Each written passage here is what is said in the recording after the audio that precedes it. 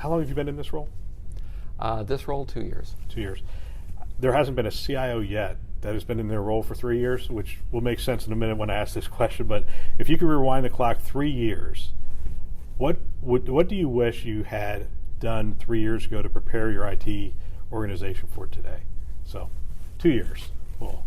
3 years ago to prepare the current? Yeah, so you're the third CIO I've talked to so far. None of you have been in your role for 3 years. I don't know what that tells me, but it's... Well, it's the old adage, right? CIO stands for career's over. Yeah. I think the focus on, from an IT shop, they've been so battered, I guess is the word, from so many different directions. There's so much to keep up with. Changing technologies, increasing demand.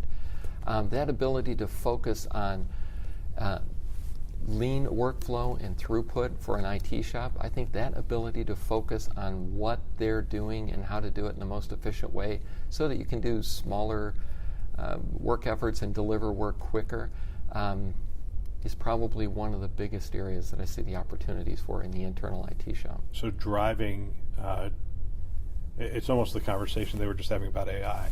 It's driving the efficiency higher in some areas. Let's say it's provisioning servers and those kind of things so that the team can focus on. Absolutely. I think the industry has changed so much, the IT industry, not just in healthcare.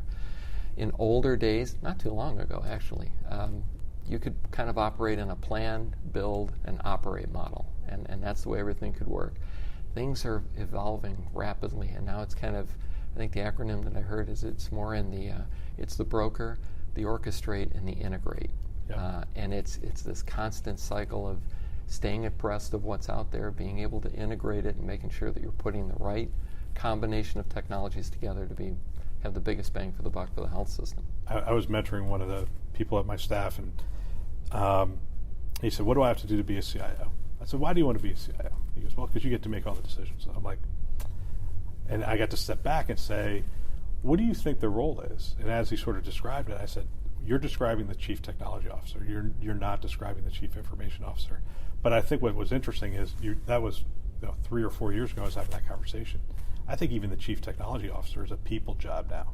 It's a people narrative. How do we orchestrate people? How do we bring people along? How do we change culture? I mean, so there's very few pure technology jobs where I got into this because I love a computer. I love making them do things. There's not as many of those roles in IT anymore. It really is. A colleague that I used to work with, who's now a CIO as well, he said 5% of this job is the technology. Yeah. 85% is the politics and the people. It's a people job. Yep. Well, thanks, Tom. I appreciate the time, and look forward to having you on the show in the future. Oh, absolutely. I would love to. Well, I hope you enjoyed that. It was a blast making it. I really appreciate these gentlemen coming on and discussing some of these topics with us, given their busy schedules. Most of these people on the show spoke at some point at the Becker's conference, so I really do appreciate them taking the time. That's all for this episode. Please check out the second episode where we talked to Andrew Rosenberg with Michigan Medicine. Jake Dorst and David Chow are also on that episode as well, and you won't want to miss that.